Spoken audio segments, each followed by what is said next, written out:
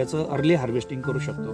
त्याचबरोबर वेळेवर खतांचं नियोजन आपण करू शकतो. कारण कसं आहे की एका एकरमध्ये 500 रोपं आपले बसणार आहेत आणि आपण डझनवरती जरी हिशोब केला आणि साईज बनवण्याचा प्रयत्न केला तर आपण ऑटोमेशन तंत्रज्ञानाचा खूप चांगल्या पद्धतीने आपण वापर करू शकतो. कारण मार्केटमध्ये साईजवरती माल विकला जातो तर आणि अर्लीमध्ये तर आपण याच्यामध्ये असं आहे की जे लागवड तंत्रज्ञान आहे ते ऑटोमेशन आधारित जर आपण करत असाल तर एखाद्या एकर क्षेत्रामध्ये आपले 500 रोपं आहे म्हणजे 3 पटीनं 4 पटीनं रोपांची संख्या मोठ्या प्रमाणात आहे.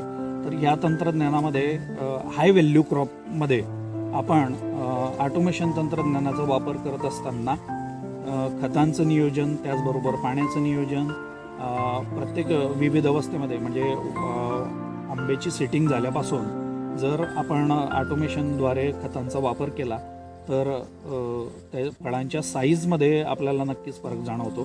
साधारणतः पहिल्या वर्षाचं उत्पादन 3 ते 4 टनापर्यंत आपण याच्यामध्ये घेऊ शकतो आणि हाय डेन्सिटी प्लांटेशनमध्ये 5 किलोपासून ते 20 ते 22 किलोपर्यंत आपल्याला उत्पादन काढता येतं.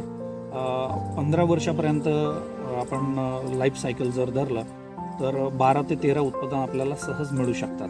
म्हणजे हाय व्हॅल्यू क्रॉपमध्ये आपल्याला असं नाही आहे की आपण ऑटोमेशन तंत्रज्ञानाचा वापर करावा का नाही. कारण येणाऱ्या काळामध्ये दिवसेंदिवस मँगोचे रेट चांगले आहेत.